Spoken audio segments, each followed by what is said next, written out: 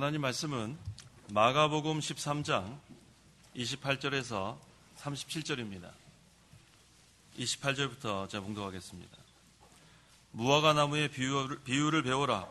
그 가지가 연해지고 잎이 나오면 너희는 여름이 가까운 줄을 안다. 이와 같이 너희도 이것들이 일어나는 것을 보거든 인자가 문 앞에 이른 줄을 알아라. 내가 진정으로 너희에게 말한다. 이 세대가 지나가기 전에 이 모든 것들이 다 이루어질 것이니 하늘과 땅은 없어지더라도 내 말들은 결코 없어지지 않을 것이다. 그러나 그 날짜나 그 시각에 대해서는 아무도 모른다. 하늘에 있는 천사들도 모르고 아들도 모르며 아버지께서만 아신다. 주의하고 깨어 있어라. 그때가 언제인지 너희가 알지 못하기 때문이다. 이것은 어떤 사람이 그의 집을 떠나 멀리 갈 때에 그의 종들에게 권한을 주어 각각 그의 일을 맡기고 문지기에게 깨어 있으라고 명령하는 것과 같다. 그러므로 깨어 있어라. 그 집주인이 언제 올지, 저녁 늦게 올지, 한밤중에 올지, 새벽 닭 울 때에 올지 너희가 알지 못하기 때문이다. 그가 갑자기 와서 너희가 자는 것을 보지 않도록 하여라. 내가 너희에게 말하는 것은 모든 이들에게 말하는 것이다. 깨어 있어라.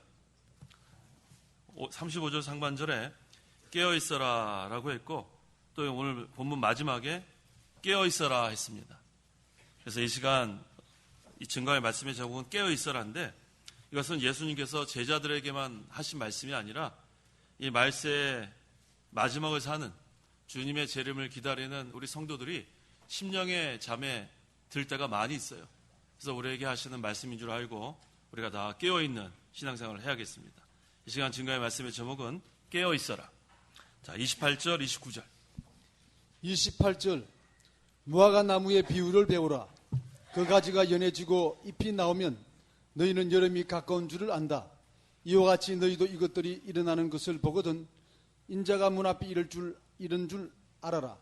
여기서 무화과 나무는 유대 나라를 가리킵니다. 다 한번 찾아보세요. 예레미야 24장 1절부터 제가 읽겠습니다. 예레미야 24장, 이사야 다음. 시편, 잠언, 이사야, 예레미야 24장 1절 다 한번 찾아보세요. 1절. 바빌로니아의 느부갓네살 왕이 유다 왕 여호야김의 아들 여고냐와 유다의 고관들과 목공과 철공들을 예루살렘에서 포로로 잡아 바빌로니아로 끌고 간 뒤에 여호와께서 여호와의 성전 앞에 놓인 무화과 두 광주리를 내게 보여주셨다. 한 광주리에는 처음 익은 무화과 같은 매우 좋은 무화과들이 있고 다른 광주리에는 먹을 수 없는 아주 나쁜 무화과들이 담겨 있었다. 여호와께서 내게 말씀하시기를 예레미야야 내가 무엇을 보느냐 하시므로 내가 대답하기를 무화과입니다. 좋은 무화과는 매우 좋고 나쁜 것들은 아주 나빠서 먹을 수도 없을 것 정도입니다 하였다. 자, 여호야김의 아들 여고냐가 마침내 바빌로니아로 포로로 잡혀갔습니다. 하나님께서 예레미야를 통해 예언한 대로 이루어진 거예요. 하나님의 말씀대로 이루어진 것을 보고도 유다 백성들은 여전히 예레미야의 말을 듣지 않고 불순종했습니다. 하나님의 말씀을 통해서 믿을 만한 확실한 증거를 보여주어도 믿지 않는 자들은 하나님의 심판을 받게 되어 있어요. 증거 없이 하는 게 아니에요. 하나님께서는 하나님의 말씀이 우리에게 증거가 됩니다. 그래서 이 예레미야를 통해서 이 하나님의 말씀을 증거로 다 보여주었는데도 이것이 이루어진 것을 보면서도 그들은 믿지 않았기 때문에 하나님의 심판을 받아 멸망당했습니다. 여기 좋은 무화과는 바빌로니아의 포로로 잡혀간 유다 백성을 가리키고 나쁜 무화과는 유다 땅에 남아있는 유다인들을 여기서 가르쳐 주는 거예요. 하나님의 계시를 바로 보고 말씀을 바로 깨달아 바로 말할 수 있는 사람이 복 있는 사람이에요. 그래서 예레미야는 그것을 다 증거했고 하나님의 말씀을 증거로 삼았는데 그 믿을 만한 증거로 이렇게 보여줘도 이와 같이 좋은 무화과, 바빌로니아의 포로로 잡혀간 유다 백성이 있고 또 나쁜 무화과, 유다 땅에 남아있는 그러한 유다 백성들이 있는 것을 우리가 알 수가 있습니다. 여기 무화과는 그 유다 나라의 국화예요. 그런데 특별히 이것은 유대 나라를 상징합니다. 예수님께서 이 열매가 없이 잎사귀만 무성한 그러한 무화과 나무를 저주하신 일이 있어요. 이것은 이스라엘의 신앙이 열매는 없고 의식만 왕성했기 때문에 심판받을 것을 상징적으로 보여주시는 거예요. 우리 하나님께서 우리에게 요구하시는 것은 열매입니다. 잎사귀만 무성한 거 하나님 그거 기뻐하지 않으세요. 보니까 오늘 12월 오늘 18일 이제 25일이면 이제 한 주밖에 남지 않았어요. 자, 이제 우리가 결산을 해봐야 되겠는데, 자, 열매를 맺었는가? 아니면 그냥 잎사귀만 무성한가? 이제 우리 한번 생각해 볼 필요가 있습니다. 특별히 여기 본문에 다시 마가복음에 그 가지가 연해지고라고 했어요. 부드러워진다는 뜻이에요. 그래서 무화과나무 가지가 연해진다는 것은 이스라엘이 회복된다는 뜻입니다. 주 70년 예루살렘이 함락된 후에 유대민족은 세계 도처로 흩어졌어요. 나라 없는 민족이 이같이 불쌍해요. 그래서 약 1900여 년 동안 떠돌이 생활했습니다. 자기 나라가 없으니까. 그래서 제2차 세계대전이 끝난 다음에야 비로소 1948년에 그 이스라엘이 독립을 한 거예요. 그래서 세계 도처에 흩어져 있던 그 유대인들이 그때 다 이렇게 모여가지고 본국으로 돌아와서 그 나라가 회복되는 것, 이것은 상당히 상징적인 의미가 있다고 여기서 증거하는 겁니다. 이것이 바로 무화과 나무의 가지가 연해진 거예요. 이스라엘의 회복을 여기서 증거하고 있습니다. 로마서 11장 25절 26절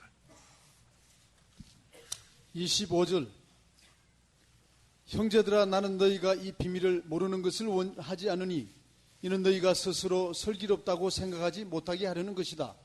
이 비밀은 이방인의 충만한 수가 찰 때까지 이스라엘 가운데 일부가 완악해졌다는 것이다. 그리하여 온 이스라엘이 구원을 받을 것이다. 기록된 것과 같으니 구원자가 시온으로부터 오셔서 야곱에게서 경건하지 못한 것을 제거하실 것이다. 이 말씀은 하나님께 돌아오는 이방인의 수가 차면 이스라엘이 회복될 것을 예언하는 그런 말씀이에요. 그래서 말세의 징조가 여러 가지가 있었죠. 도처에 전쟁이 소문이 있고 또 지진이 있고 기근이 있고 여러 가지 그러한 징조가 있는데 이 유대 나라의 회복도 그 징조 중에 하나입니다. 이스라엘이 독립이 되고 또 유대 민족이 본토로 돌아온다는 것은 예수님께서 재림하실 날이 가까웠다는 그런 징조 중에 하나입니다.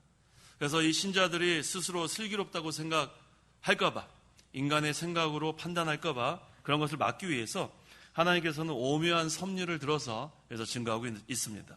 그 오묘한 하나님의 비밀이 무엇이냐면 이방인의 충만한 수가 먼저 차야 된다는 거예요. 충만한 수가 차야 된다. 이 요한복음 1장에 이 자기 백성에게 이 구원의 빛이 비춰졌는데 자기 백성이 영접하지 않았어요. 그래서 이 복음이 이방인으로 다 이렇게 전하게 되었습니다. 그래서 여러 세계 도처에 있는 그러한 사람들이 예수님을 믿게 되고 그 다음에 그 수가 이제 차게 되면 다시 이스라엘이 이렇게 하나님께로 돌아온다는 것을 하나님의 비밀이라고 여기서 증거하고 있습니다. 그래서 이 이스라엘이 그 이방인의 수가 차기 전까지는 그 마음이 완악해요. 목이 뻣뻣하고 마음이 완악하고 그러니까 믿지 않습니다. 믿지 않고 이방인의 수가 찰 때까지 그 완악한 대로 그대로 있다가 이제 이방인의 수, 하나님이 정하신 그러한 수가 차면 그 다음에 이스라엘이 그리스도를 믿어 구원을 받게 된다는 것이 바로 이 로마서에서 증거하는 그런 말씀이에요. 그건 인간의 생각으로는 도무지 이해가 할 수 없는 그런 오묘한 하나님의 섭리입니다. 그래서 여기 그리스도께서 오셔서 구속을 이루신 후부터 오늘날까지 약 2000년, 이 2000년이면 상당히 오랜 기간인데 근데 유대인은 구원의 문이 닫혀 있어요. 이 유대인들 보세요. 유대인들 안 믿습니다. 제가 미국에서 그 유태인 친구가 있었는데 유태인들이 상당히 똑똑한 친구들이 많아요. 공부 이렇게 해보면은 한국 사람들 똑똑하지만 유태인 아주 똑똑합니다. 그런데 아무리 전도를 해도 안 믿어요. 그건 왜냐하면 하나님이 그 마음을 완악하게 하니까 딱 마음의 문이 닫혔어요. 그래서 그냥 공부할 때는 그냥 서로 이렇게 친한 친구인데 근데 구원의 문이 닫히니까 이거 하나님이 그래서 딱 막아놓으니까 도무지 전도가 되지 않습니다. 그래서 유대인들이 하나님의 그 심판받은 거예요. 그래서 세계 도처로 다 이렇게 흩어져 가지고 유대인들이 사실은 비참하게 살았어요. 대학살도 당하고 얼마나 참 불쌍하게 살았는지 몰라요. 그런데 그것이 다 하나님께서 징계로 그렇게 하신 거예요. 그 유대인들이 어떻게 했냐면은 그 예수님 십자가에 달려 죽을 때 누구한테 돌려달라고 그랬어요? 그 죄를? 그렇죠. 자기네들을, 자기 후손. 얼마나 그 하나님의 그 구속, 하나님의 그 구원, 그거를 그렇게 반대하니까 결국은 그 자손들이 그렇게 비참하게 유리방황하다가 그 다음에 하나님이 이제 때가 돼서 이방인의 수가 차니까 이제 이스라엘 그 나라가 이제 독립이 되고 유대인들이 비로소 이제 돌아오게 해야지.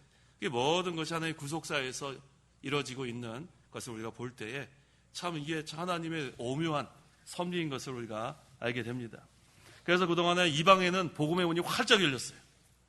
유대인들은 마음이 완악해서 꽉 마음이 닫혔지만 그 동안에 이방인은 복음의 문이 활짝 열려서 자, 우리나라도 뭐 지금 한 100년 좀 넘었죠. 그래서 100년 동안에 우리나라에 이렇게 많은 기독교인이 이건 뭐 하나님의 역사가 아니면 생길 수가 없어요. 그 다음에 우리가 지금 뭐 100년 조금 안 됐는데 좀 넘었는데 우리는 또 세계 곳곳에 선교사를 보내가지고 얼마나 많은 이방인들을 지금 하나님께로 돌아오게 하니까 이게 전부 다 하나님의 역사예요. 하나님의 오묘한 비밀, 하나님의 비밀인 것을 우리가 알 수가 있습니다. 그래서 이제는 이방인의 수가 차게 되면 그 다음에 누가 하나님께로 돌아와요? 유대인들이 이제 하나님께 돌아오는 때가 오는 거예요. 그래서 그것을 이렇게 우리에게 징조로 보여주고 있는 것을 우리가 알게 됩니다. 자, 그런 다음에 이제 이렇게 유대교가 돌아올 쯤이 되면 이제는 적기독 세력이 또 생기는 거예요. 말세의 마지막 때가 되면 이제는 또 이방교회가 크게 핍박을 당합니다. 이방교회가 바로 우리 한국교회 같은 이런 이 교회가 이방교회예요. 이제 적기독 세력이 일어나서 환란과 핍박 우리가 또 당하게 됩니다. 그래서 우리는 마지막까지 이 복음의 문이 닫히는 순간까지 우리는 환란과 핍박이 있을지라도 복음을 계속 전해야 돼요. 주님 재림하시는 그날까지 복음을 전하는 거예요.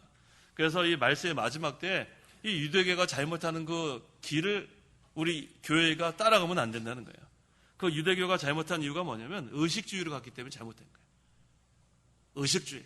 열매는 없고 잎사귀만 무성한 그게 바로 의식주의예요. 화려한 그런 건물은 있는데 그 안에 생명이 없는 것. 이게 바로 의식주의입니다. 그 다음에 물질주의.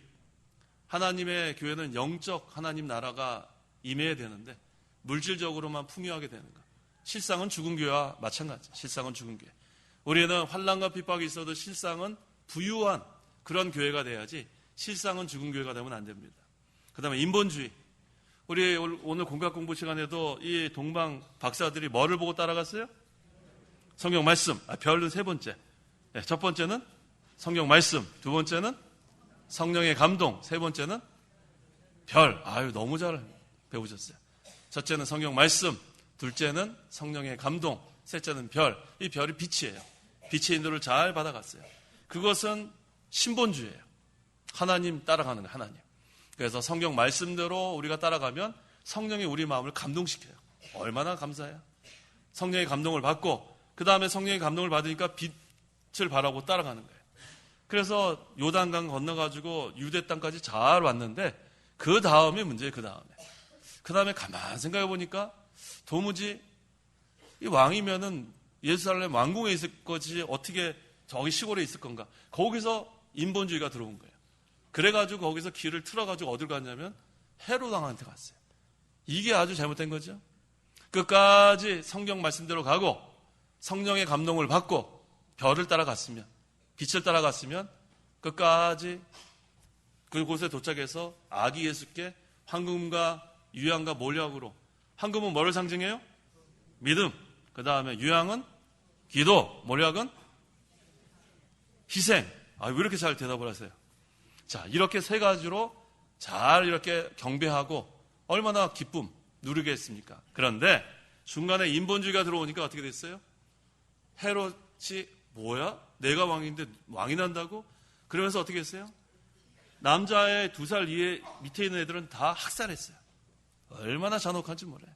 인본주의 이렇게 잘못 따라가면은 많은 그러한 어려움을 겪게 되는 거예요. 참 비참하지 않아요? 그 2살짜리 밑에 있는 남자애들이 무슨 잘못이 있어요? 거기 안 갔으면 그런 일은 벌어지지 않았어요. 끝까지 신본주의로 나가야 돼. 끝까지. 우리는 성경 말씀을 따라가고 성령의 감동을 받고 그 다음에 별을 보고 나가야 돼. 별. 영적 빛. 그래서 항상 우리가 말씀을 떠나면 안 됩니다. 말씀을 따라가고 성령의 감동을 받고 그 다음에 빛을 따라가는 거. 우리 예수님께서 빛으로 오신 거예요. 생명의 빛, 구원의 빛, 평강의 빛, 기쁨의 빛, 그 빛을 환하게 비춰주셨는데 그 빛을 떠나면 그 다음에는 어두워지는 거예요. 빛의 세계를 떠나면 그 다음부터는 흑암을 만나는 겁니다. 인본주의는 흑암이에요, 흑암. 사람의 그러한 생각으로 하게 되면은 하나님이 붙들어주지 않아요. 그래서 우리는 항상 신본주의. 근데 이 유대교가 인본주의로 갔기 때문에 그렇게 비참한 그 후손이 다른 세대가 되고 만 거예요. 다음 세대가 돼야 되는데 다른 세대가 되고 말았어요. 그래서 세계 도처에서 유리방황하고 얼마나 비참한 그러한 생활을 했습니까? 그래서 우리 교회는 끝까지 성경 말씀을 따라가고 성령의 감동을 받아 나가고 별을 보고 나가야 돼. 빛을 바라봐야 돼. 그래야지 살 길이 열립니다. 어둠에는 우리가 소망이 없어요. 캄캄한 흑암은 그거는 우리가 따라가면 안 돼요. 자, 그래서 이스라엘이 다시 복음의 문이 열리게 되는데 이것이 바로 하나님의 비밀이라는 거예요. 하나님께서 때가 되니까 이방인의 수가 차고 그 다음에 거기에 이스라엘의 회복이 있다는 것을 우리가 알 수 있습니다. 여기서 가지가 연해지고 잎이 나온다는 것은 우리의 신앙생활에 적용을 한다면 우리도 신앙의 회복을 해야 된다는 거예요. 신앙의 회복. 이스라엘이 이 무화과나무 가지가 연해진다는 것, 부드러워진다는 것은 이스라엘이 회복된다는 뜻인데 우리 성도들도 신앙의 회복이 있어야 돼요. 가지가 연해진다는 것. 우리 모든 성도들의 마음이 부드러워져야 돼요. 연해진다는 게 뭐예요? 부드러워진다는 거예요. 연해진다는 뜻이 뭐예요? 부드러워진다는 거예요. 그래서 우리가 부드러운 마음이 되면 그 다음엔 하나님께서 회복시켜줍니다. 잘못된 것도 다 바로 세워주고 모든 것들이 다 연해지는 거예요. 부드러워지는 거예요. 얼마나 좋아요. 뻣뻣한 게 좋아요? 부드러운 게 좋아요? 뭐가 좋아요? 뻣뻣한 거 좋다고 하면 제가 뭐라고 할 말이 없어요. 잎이 연해져야 돼요. 부드러운. 우리 예수님이 온유와 겸손이죠? 우리 예수님은 온유하고 겸손해요. 부드러운 거예요. 부드러운 거. 부드러우려면 어떻게 해야지 부드러워지는가? 하나님의 말씀을 순종하면 부드러워져요. 하나님의 말씀을 불순종하면 뻣뻣해지는 거예요. 완악하고 우리 간단히 우리 해결할 수 있어요. 하나님의 말씀대로 순종하면 부드러워집니다. 그게 온유예요. 온유. 연해집니다. 순종하는 거. 그래서 순종이 뭐보다 더 낫다 그랬어요? 제사보다 난 거예요. 뻣뻣한 마음으로 이 자리에 나와 있으면 아무 은혜 받지 못하고 뻣뻣한 상태로 뻣뻣하게 가는 거예요. 인사도 안 하고 뻣뻣하고 그냥 가는 거예요. 이게 얼마나 참 안타까워요. 예수님의 마음, 온유하고 겸손한 마음, 부드러운 마음. 우리 옆에 사람 한번 보세요. 부드럽게 생겼나 보세요. 부드럽게 생겼나. 뻣뻣한 거 한번 보세요. 옆에 사람. 뻣뻣해요? 부드러워요? 아, 다행이네요. 다행이에요. 그 다음에 좀 뻣뻣한 사람 있으면은 좀 부드러워지라고 좀 이렇게 좀 얘기해줘요. 아, 지금 얘기하지 마. 나갈 때 얘기해, 나갈 때. 부드러워져야 돼, 부드러워져야 돼. 뻣뻣해가지고. 뭐가 이렇게 화가 났는지 이렇게 그냥 나가고. 뻣뻣해가지고. 여기 왜 앉아있는지 알 수가 없어요. 참 안타까워요. 우리의 마음은 부드러워져야 돼, 부드러워져야 돼. 소금에게 이렇게 뻣뻣한 배추 소금에 절이면 어떻게 돼요? 부드러워져요. 금방 부드러워져요. 근데 뻣뻣하고 인상 쓰고 그냥 앉아있고 나갈 때도 이러고 나가고 그 안에 얼빠진 사람 같이. 그 얼마나 뻣뻣한 거예요. 우리는 전부 다 부드러워져야 돼요. 신앙면에서 부드러운 사람이 되세요. 부드러운 사람. 온유하고 겸손한 사람. 싸우는 사람 되면 안 돼요. 뻣뻣하고 싸우고 그러면 안 돼요. 항상 부드럽고 항상 온유하고 겸손하고 어떻게 하면 그렇게 되냐면 하나님의 말씀에 순종하면 그렇게 돼요. 순종하면. 그냥 순종하면 소금에 그냥 절여지는 배추와 같아요. 그냥 축 처지는 거예요. 뻣뻣하려다가도 축 처져요. 힘 좀 쓸려다가도 축 처져요. 부드러워지는 거예요. 그건 하나님 앞에 엎드려요. 엎드려요. 뻣뻣하면 안 됩니다. 다 부드러워져요. 다 부드러워지고 여기 그게 그런 말이에요. 가지가 연해지고 그러면 잎이 나오는 거예요. 열매 우리가 이렇게 맺기 전에 이러한 과정이 필요한 거예요. 그래서 우리가 부드러운 사람이 돼야 됩니다. 부드러운 사람. 자, 우리 예를 들어볼까요? 우리 삭개오. 삭개오가 키가 컸어요? 작았어요? 우리 키 작은 사람들 힘내세요? 네, 삭개오가 키가 크지 않았어요. 그런데 예수님을 보려고 어디 올라갔어요? 뽕나무에 올라갔습니다. 그랬는데 예수님께서 뭐라고 했나 보세요. 누가복음 19장 5절. 5절 예수께서 그곳에 이르셨을 때에 올려다보시며 그에게 말씀하시기를 삭개오야 속히 내려오너라 오늘은 내가 내 집에서 머물러야겠다 하시니. 자, 예수님을 그렇게 사모하고 예수님을 영접하는 그 삭개오, 마음이 뻣뻣해서요? 부드러워졌어요? 부드러워졌어요. 연해졌어요. 그거 뭐 창피하지 않겠어요? 뽕나무에 그 당시 삭개오가 세리가 그래도 좀 자기가 어느 정도 위치에 있는데 그런 거 없어요. 예수님 만나려고 뽕나무에 기어 올라간 거예요. 예수님 만나려고. 그 마음이 연해지니까 부드러워지니까 그렇게 된 거예요. 그래서 예수님 결국 만났습니다. 만나가지고 이제 예수님께서 삭개오한테 뭐라고 하냐면 삭개오야 속히 내려오너라. 오늘은 내가 내 집에 머물러야겠다. 예수님께서 함께 하시겠다. 마음이 연해진 사람, 부드러운 사람에게는 예수님이 함께 그곳에 머물게 돼 있어요. 뻣뻣한 사람은 예수님 떠납니다. 예수님 떠나면 그다음부터 흑암이에요. 흑암이에요. 예수님이 머무는 곳에는 빛이 세게 마음이 부드럽고 온유하고 겸손한 그러한 성도의 심령에는 예수님이 머무십니다. 뻣뻣하면 안 돼요. 뻣뻣하면 기뻐하지 않으시고 예수님 떠나세요. 주 떠나가시면 아무 쓸데 없어요. 그 다음에 뭐 다 천하를 우리가 갖고 있어도 아무 소용 없습니다.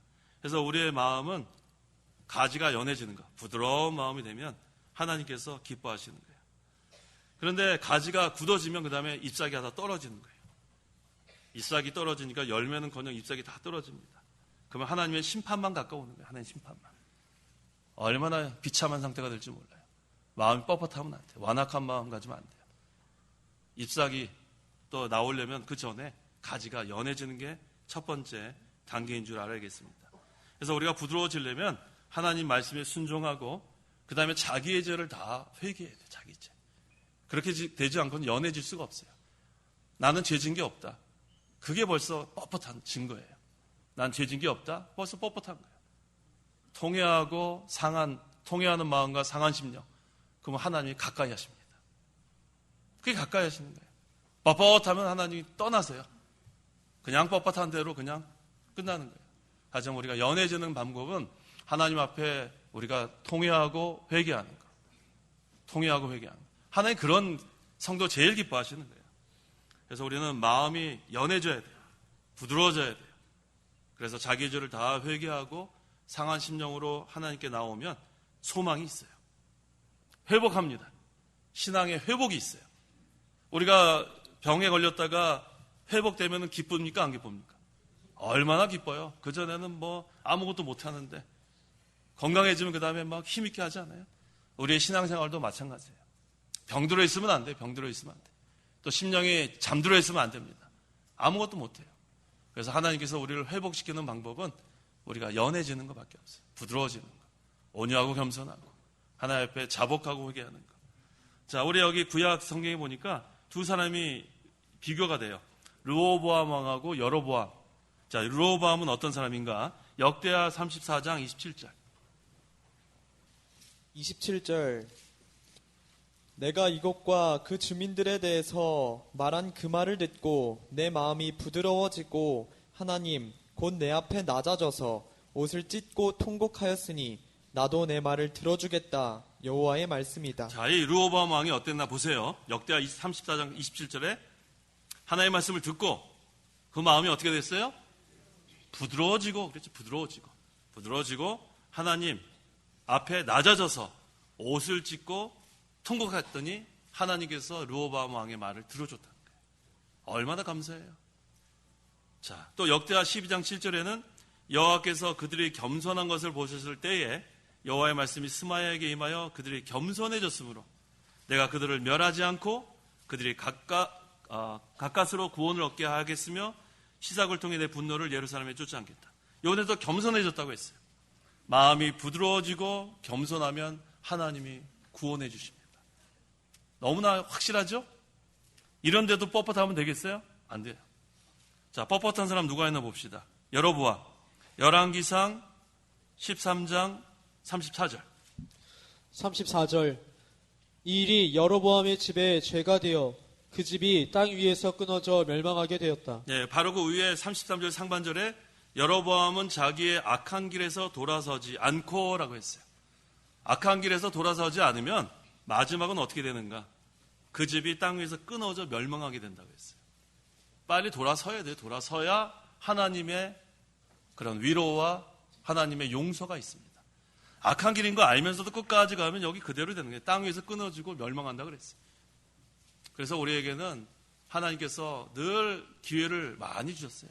올 한 해 동안 우리에게 회개할 기회를 얼마나 많이 주셨는지 몰라요. 회개하라. 돌아와라. 부드러워져라. 근데 우리가 뻣뻣한 거예요. 뻣뻣한 거예요. 뻣뻣했는데도 아무 일이 안 일어나는 거예요. 아, 이렇게 뻣뻣해도 하나님이 나 그냥 내버려 두는구나. 더 무서운 거 알려드릴까요? 내버려 두는 게 하나님의 심판이 시작된 거예요. 로마서 1장 보세요. 로마서 1장. 내가 이렇게 악한 길로 가는데도 아무 일도 일어나지 않는다. 그거 심판이 시작된 줄 알아야 돼요. 로마서 1장. 내버려 뒀다. 28절, 예, 26절부터 보세요. 26절. 그러므로 하나님께서 그들을 부끄러운 욕심에 내버려 두셨으니 그들의 여자들이 자연스러운 관계를 부자연스러운 관계로 바꾸었으며 이와 같이 남자들도 여자와의 자연스러운 관계를 버리고 서로를 향하여 욕정이 불타 남자가 남자로 더불어 부끄러운 일을 하여 그들의 잘못에 상당한 보응을 그들 자신이 받았다. 또한 그들이 하나님을 인정하기 싫어하므로 하나님께서 그들을 버림받은 마음에 내버려 두셔서 합당하지 않은 일을 하게 하셨다. 내버려 뒀다고 했죠? 이 동성연애하는 자들, 여기 로마서에서는 동성연애하는 자들 마찬가지예요. 자, 내버려 뒀는데 이게 하나님께서 사랑해서 내버려 둔 거예요? 버린 거예요, 버린 거. 이런 음란한 자들, 즉 음란한 거 이렇게 하나님께서 하고 있는데도 하나님께서 아무 심판이 없는 건 버린 거예요, 버린 거. 하나님이 버리시면 그거는 무서운 심판이에요. 하나님께서는 징계에서라도 회개하고 돌아오게 하시는 하나님이세요. 그래서 우리가 징계받는 게 하나님의 은혜인 줄 알아야 돼요. 하나님 우리를 훈계하시고 징계하시고 매를 드셔야 우리는 하나님께 돌아오는 거예요. 왜? 뻣뻣하기 때문에. 뻣뻣하니까. 뻣뻣하니까 어떻게? 하나님 매를 들어야지 어떻게? 뻣뻣하니까. 그러니까 하나님의 징계를 받는 자는 참 감사해야 돼요. 감사. 뻣뻣한 나를 하나님께 다 회개하고 돌아오게 하신 하나님의 역사. 근데 음란한 거 그대로 지금 나가는데 아무 일도 없어서 여기 아까 여러분 보세요. 돌아오지 않아요. 악한 길에 돌아서지 않으면 그 집이 땅에서 끊어져 멸망하게 된다고 했어요. 우리는 가지가 연해지는 것처럼 마음이 부드러워지는 것, 겸손한 것, 이게 중요합니다. 30절. 30절. 내가 진정으로 너희에게 말한다. 이 세대가 지나가기 전에 이 모든 것들이 다 이루어질 것이니 이 세대가 지나가기 전에 이루어질 일은 예루살렘 성전이 돌 하나도 도리에 남지 않고 다 무너지게 될 것과 그 외 말세의 모든 징조들을 여기서 가리킵니다. 31절. 31절. 하늘과 땅은 없어지더라도 내 말들은 결코 없어지지 않을 것이다. 하늘과 땅이 하나님의 말씀으로 창조되었고 하나님의 말씀대로 심판받아 없어질 것입니다. 하지만 영원히 남는 한 가지가 뭐예요? 하나님의 말씀.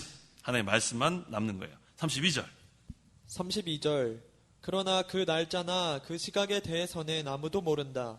하늘에 있는 천사들도 모르고 아들도 모르며 아버지께서만 아신다. 예수님께서 언제 오신다고 예고 없이 오십니다. 근데 천사들도 그때가 언제인지 몰라요. 아들도 모르고. 누구만 아세요? 아버지께서만 아신다. 전지전능하신 하나님. 근데 우리 예수님이 왜 모르실까? 예수님 왜 모르실까요? 그것은 삼위일체의 관계를 우리가 알아야 돼요. 성부의 사역이 있고 성자의 사역이 있고 성령의 사역이 있어요. 이건 종속관계예요. 아버지께서 모든 것을 예정하시고 작정하시고 그 다음에 이 아들은 그 아버지의 뜻대로 그대로 순종해서 구속을 성취하는 거예요. 그래서 성부와 성자의 그런 종속관계에서 이거를 우리가 이해할 수가 있습니다. 우리 예수님도 전지전능하신 하나님이신데 그 이유는 그 사역이 다르기 때문에 그래요. 그래서 성부께서 알려주지 않으신 것은 모르는 것이 성자의 위치입니다. 요한복음 5장 19절. 19절. 그러므로 예수께서 그들에게 대답하여 말씀하셨다. 내가 진정으로 진정으로 너희에게 말한다. 아들은 아버지께서 하시는 것을 보지 않고는 아무것도 스스로 할 수 없으니 아버지께서 하시는 것은 무엇이든지 아들도 그대로 하기 때문이다. 그래서 우리는 성부와 성자의 관계에서 이것을 이해할 수가 있습니다. 그래서 예수 그리스도의 재림의 날을 아는 사람은 아무도 없어요. 하나님 아버지만 아십니다. 33절. 33절 주의하고 깨어 있어라. 그때가 언제인지 너희가 알지 못하기 때문이다. 깨어 있어라. 심령의 잠에서 깨어나야 돼요. 이제 주님께서 오실 날이 가까웠는데 항상 육신의 그런 자기 잘못된 것을 쳐서 복종시키고 항상 영적인 생활을 하려고 힘을 써야 합니다. 34절에서 36절. 34절 이것은 어떤 사람이 그의 집을 떠나 멀리 갈 때에 그의 종들에게 권한을 주어 각각 그의 일을 맡기고 문지기에게 깨어 있으라고 명령하는 것과 같다. 그러므로 깨어 있어라. 그 집주인이 언제 올지, 저녁 늦게 올지, 한밤중에 올지, 닭 울 때에 올지, 새벽에 올지 너희가 알지 못하기 때문이다. 그가 갑자기 와서 너희가 자는 것을 보지 않도록 하여라. 집주인은 예수님을 가리키고 멀리 갈 때는 천국을 가는 것을 가리킵니다. 종들은 성도들이에요. 각각 그의 일을 맡기고 자, 성도에게 예수님께서 직책과 사명을 다 맡기고 떠나셨습니다. 그래서 우리 성도는 자기에게 맡기신 직책을 잘 우리가 충성해야 돼요. 그래서 여기 보니까 집주인이 언제 올지, 저녁 늦게 올지, 한밤중에 올지, 닭 울 때 올지, 새벽에 올지. 자, 이 마가복음은 다른 그런 공간복음보다 더 구체적으로 이렇게 기록했어요. 자, 언제 온다 그랬어요? 언제 올 것 같다 그랬어요? 저녁에 올지, 또 한밤중에 올지, 그 다음에 닭 울 때 올지, 그 다음에 새벽에 올지. 언제 오셨으면 좋겠어요? 네? 해 뜰 때? 여기 없는데 해 뜰 때? 아, 여기서 고르세요, 여기서. 네 가지 중에서. 해 뜰 때 없잖아요, 해 뜰 때. 해 뜰 때 없어요. 자, 네? 깨어있을 때, 아유, 우리 집사님 밤 새셔야 되겠네. 자, 밤은 환란을 가리킵니다. 밤은 환란. 밤은 뭘 가리켜요? 환란을 가리킵니다. 자, 여기 저녁이라는 것은 환란이 조금 올 때를 가리켜요. 환란이 조금 올 때. 그 다음에 한밤중은 환란이 많이 올 때. 그 다음에 닭이 올 때는 환란이 지나갈 것 같은 그러한 기미가 보일 때. 그 다음에 새벽은 환히 밝혀질 때, 환란이 끝날 때. 답을 드렸는데. 자, 언제 오셨으면 좋겠어요? 새벽. 예. 아니, 언제든지 우리가 준비하고 있어야 돼요. 언제든지. 여기 분명히 그랬잖아요. 저녁 늦게 올지 모르고, 한밤중에 올지 모르고, 닭 울 때 올지 모르고, 새벽에 올 때 올지 모른다고 했습니다. 그래서 우리는 언제든지, 아까 우리 집사님 대답 잘하셨어요. 깨어있으라는 거예요. 깨어있으라. 깨어있을 때 오는 게 가장 좋습니다. 그래서 환란이 조금 있을 때라도 깨어있으면 되고, 아주 환란이 심할지라도 깨어있으면 되고, 환란이 지나갈 즈음 돼도 깨어있으면 되고, 그 다음에 환란이 지나간 다음에 환한 때에도 깨어있으면 돼요. 근데 우리가 언제 부주의 방심할 수 있냐면 환란이 끝날 즈음 되면 부주의 방심할 수 있어요. 아이고 이제 환란이 지나가는 것 같다 할 때 조심해야 돼요. 그때도 깨어있으라는 거예요. 그럴 때 깨어있어야 돼요. 그래서 우리 그 다니엘을 한번 예를 들어볼까요? 다니엘은 기도하지 말라는 조서가 내렸어요. 그때가 저녁이에요. 환란이 시작되는 거예요. 그 다음에 잡혀서 사자굴에 들어갔죠? 그때가 어떤 때예요? 한밤중 맞아요. 그 다음에 왕이 와서 이렇게 다니엘을 건져주려고 부를 때가 언제예요? 닭이 울 때. 왕이 부를 때를 닭이 울 때라고 그래서 안 된대요. 닭이 울 때. 그 다음에 사자굴에서 나온 때는 새벽이에요. 다니엘은 항상 깨어 있었어요. 항상. 환란이 조금 올 때도 깨어 있었고, 환란이 심할 때도 깨어 있었고, 환란이 지나갈 즈음 돼도 깨어 있었고, 새벽이 와서 모든 게 지나가도 또 깨어 있어요. 근데 한번 환란을 심하게 당한 사람은 계속 깨어 있어요. 계속 깨어 있어요. 또 환란 당할까봐. 그때는 아주 그냥 완전 무장하는 거예요. 그래서 그러한 자가 필요할 때예요. 환란을 많이 겪은 자들이 필요합니다.